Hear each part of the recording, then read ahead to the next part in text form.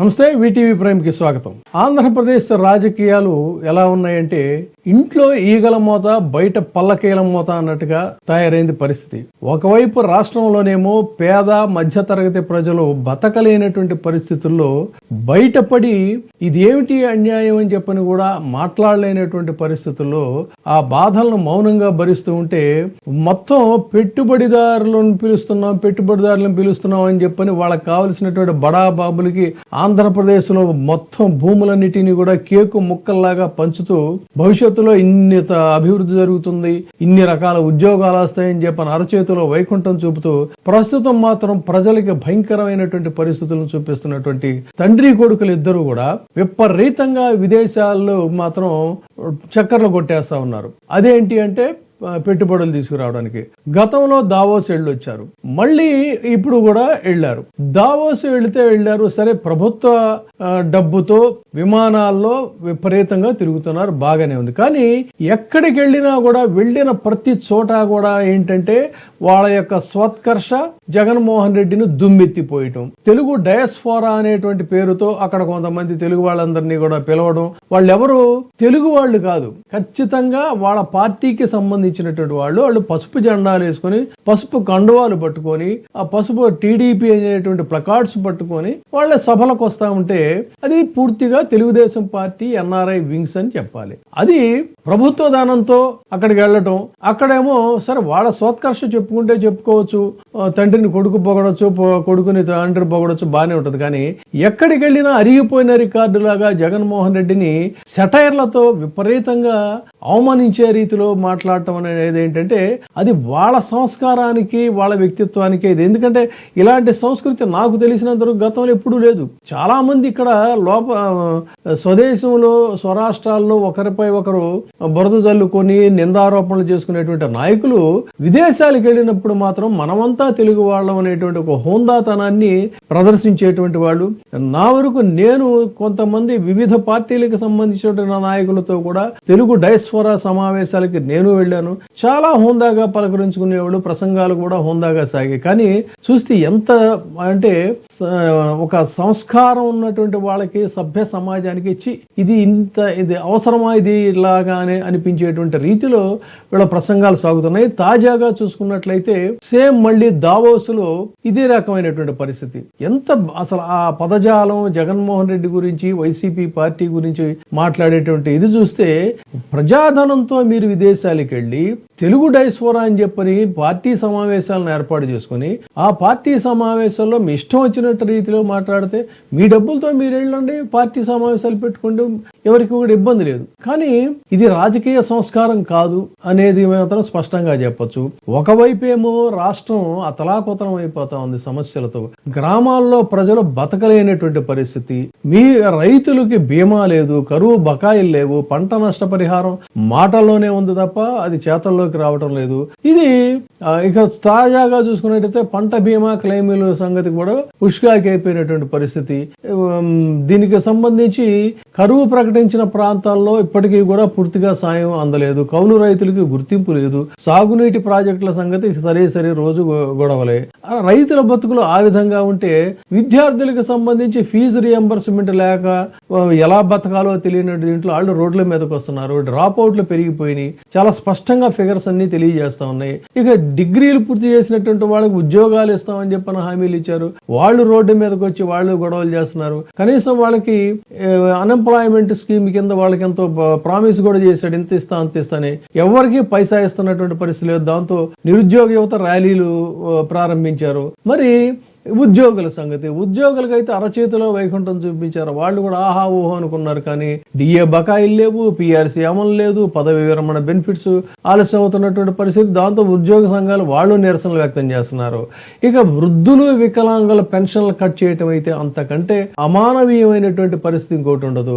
వాళ్ళకి eligibility criteria అనేటువంటిది అర్హత పేరుతో వేలాది మంది వృద్ధుల యొక్క వికలాంగుల యొక్క పెన్షన్లను కట్ చేస్తున్నటువంటి పరిస్థితి.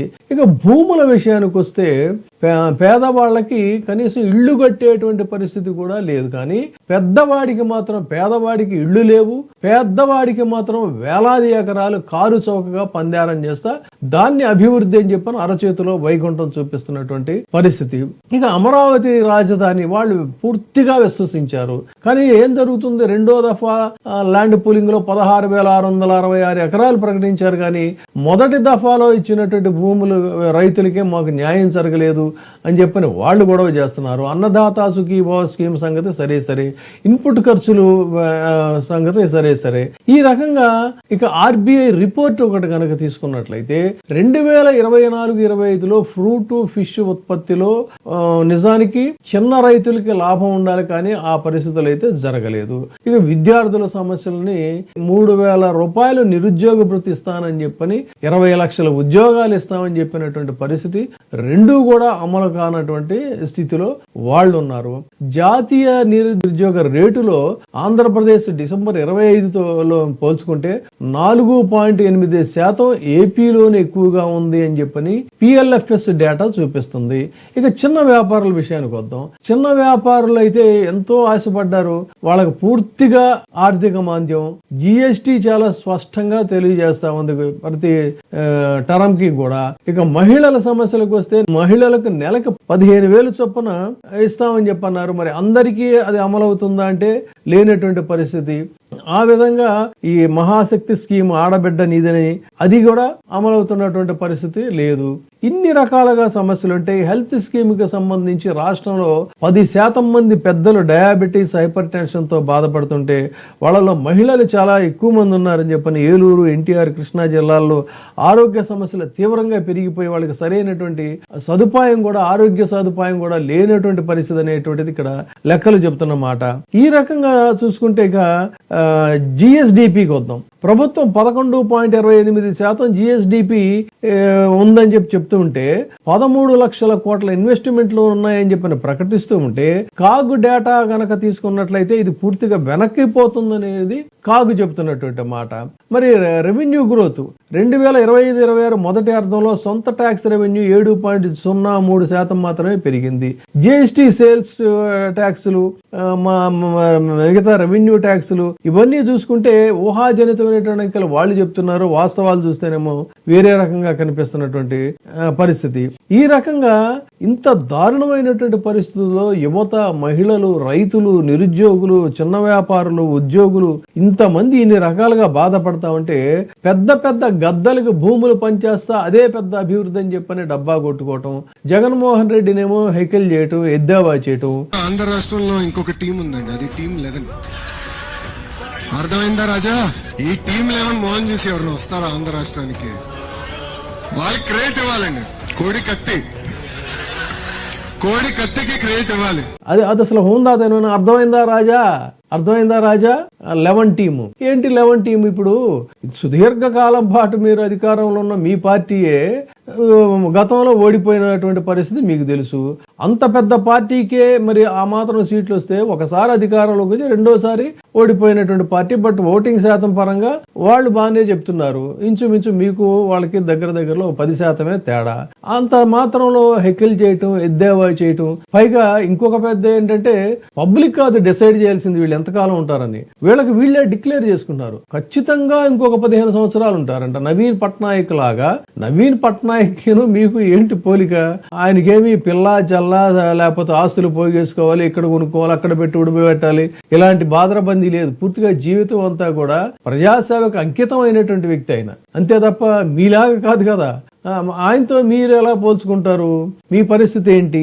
15 సంవత్సరాలు వీళ్ళు కంటిన్యూ అవుతారంట. సరే, ఊహల ప్రపంచంలో అధికారంలో ఉన్నప్పుడు అంత అద్భుతంగా కనిపిస్తుంటుంది. ఆ ఊహల ప్రపంచంలో మీరు విహరించవచ్చు. కానీ విదేశాలకు వెళ్ళి, ప్రజాధనంతో విదేశాలకు వెళ్ళి రాజకీయ ప్రసంగాలు చేయటం, అది కూడా చాలా జుగుప్సాకరమైనటువంటి డైలాగ్స్ తో మాట్లాడటం అనేది అది మీ విఘ్నతకే సరిపోయిందనేది మాత్రం చెప్తున్నాను. Thank you.